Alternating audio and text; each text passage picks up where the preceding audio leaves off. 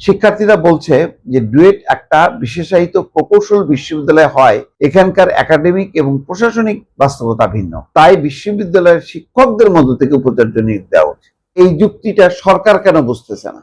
সরকারের যুক্তিটা কি? সরকার কেন গতকাল থেকে যে নৈরাজ্য শুরু হলো ডুয়েটকে ঘিরে, সেই সরকার কেন মুখ খুলছে না? গাজীপুরের সেই আলোচিত ডুয়েট বিশ্ববিদ্যালয়ে আসলে কি হচ্ছে?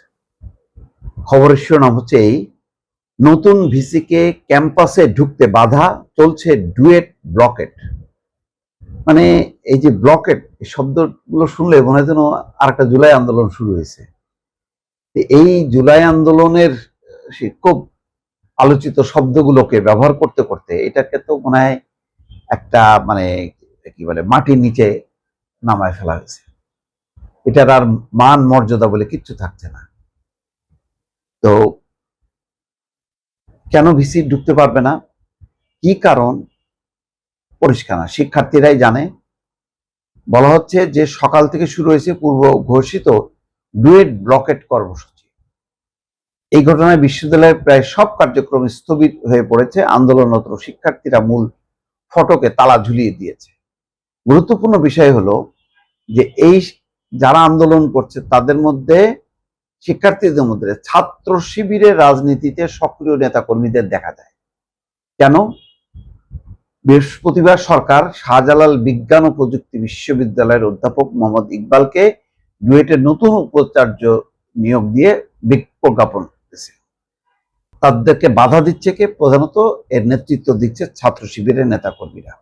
তাই যদি হয় তাহলে এখন বলা যায় গুরুত্বপূর্ণ শিক্ষা প্রতিষ্ঠানগুলোতে ছাত্র শিবিরের প্রাধান্য আছে, আধিক্য আছে, তাদের নেতৃত্ব আছে।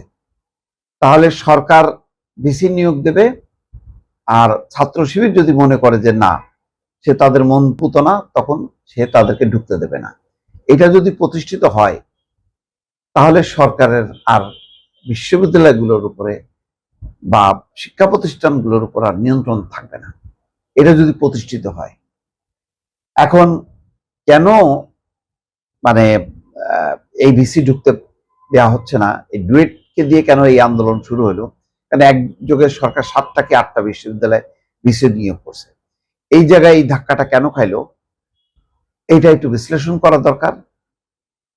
কি বাস্তবতায় এটা সরকারের পক্ষ থেকেও বিস্তারিত ব্যাখ্যা দেওয়া হয়নি যে না, সঠিক নিয়োগ দেওয়া হয়েছে। সুতরাং সরকারের দিক থেকে অবস্থানটা এখনো পরিষ্কার না।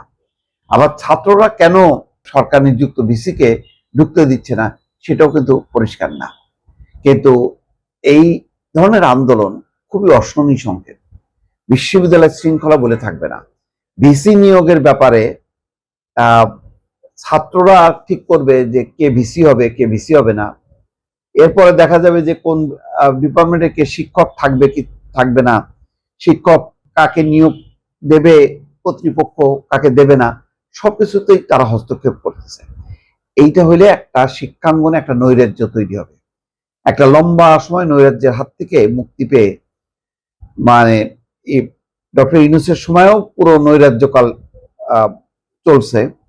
এখন এই নৈরাজ্য যদি এখনো চলতে থাকে তাহলে তো মানে মানুষ স্বাভাবিকভাবে প্রত্যাশা করবে তাহলে ছাত্রলীগকে কেন মানে দোষী করা হতো, কেন নিষিদ্ধ করা হলো?